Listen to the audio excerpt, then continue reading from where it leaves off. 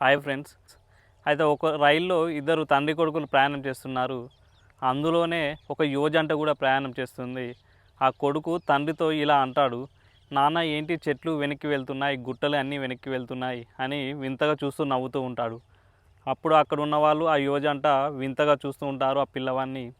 అయితే ఆ యువజంట ఆ తండ్రిని ఇలా అడుగుతారు, మీ కొడుకును ఒక మంచి హాస్పిటల్లో చూపించవచ్చు కదా, ఎందుకు ఇలా ప్రవర్తిస్తున్నాడు? ఆ తండ్రి ఇలా సమాధానం చెప్తాడు, అవునండి మేము మంచి హాస్పిటల్కే వెళ్ళొస్తున్నాము, మా కొడుకుది ఈరోజే ట్రీట్మెంట్ పూర్తయింది.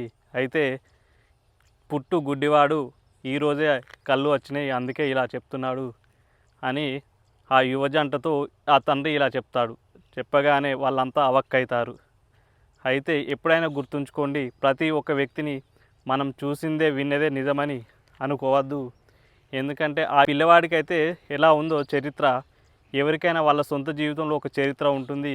అది మనం విన్నప్పుడు పర్షాన్ కావాల్సి వస్తుంది. కాబట్టి చూసిందే విన్నదే మనం ఎప్పుడు నిజమని నమ్మద్దు. గుర్తుపెట్టుకోండి ఫ్రెండ్స్.